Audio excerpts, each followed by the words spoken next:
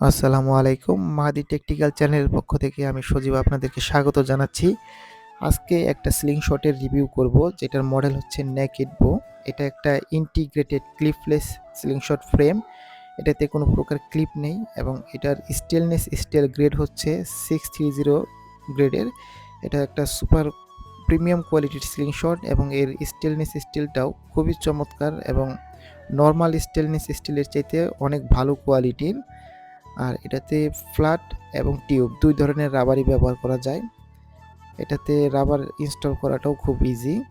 Just আপনার এটার যে ফ্রেম আছে, ফ্রেমের যে ফর্ক, ওখানে যে ২ টা ছিদ্র থাকে, ওই ছিদ্রের মধ্যে দিয়ে রাবারটা আপনি প্রবেশ করাবেন। সেটা ফ্ল্যাট রাবারই হোক বা টিউব রাবারই হোক, রাবারটা প্রবেশ করিয়ে দিয়ে এই ছিদ্রের সাথে আ একটা বল বা যেটা থাকবে, সেটা দিয়ে চাপ দিলে রাবারটা আটকে যাবে এবং সহজে আর রাবারটা খুলবে না।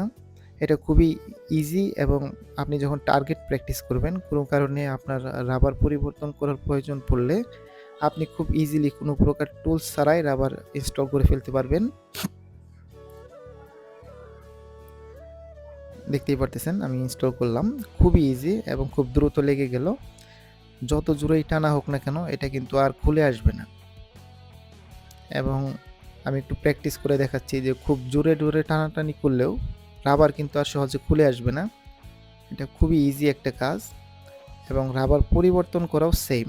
খুব ইজিলি আপনি যেইভাবে রাবারটা লাগিয়েছেন ঠিক সেমভাবে আপনি যদি রাবারের ওখানে চাপ দেন, রাবারটা খুলে আসবে।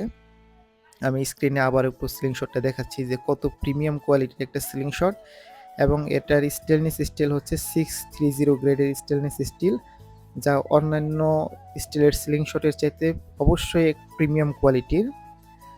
আর স্লিংশটের বিষয়ে কোনো প্রকার কথা বলতে চাইলে, সাজেশন বা পরামর্শ থাকলে স্ক্রিনে দেওয়া হোয়াটসঅ্যাপ নাম্বারে মেসেজ করতে পারেন। আমি এই মুহূর্তে এটা দিয়ে কয়েকটা টার্গেট প্র্যাকটিস করে দেখাচ্ছি। খুবই চমৎকার একটা স্লিংশট। তবে এই স্লিংশটে কোনো প্রকার টার্গেট থাকে না, যার কারণে আপনার পূর্ব অভিজ্ঞতা থাকলে খুব ইজিলি আপনি এটা দিয়ে টার্গেটে হিট করতে পারবেন। এর সাথে একটা কোয়ালিফাইড সার্টিফিকেট দেওয়া আছে। ধন্যবাদ ভিডিওটি দেখার জন্য। পরবর্তী ভিডিও দেখার জন্য আমন্ত্রণ রইল। আসসালামু আলাইকুম।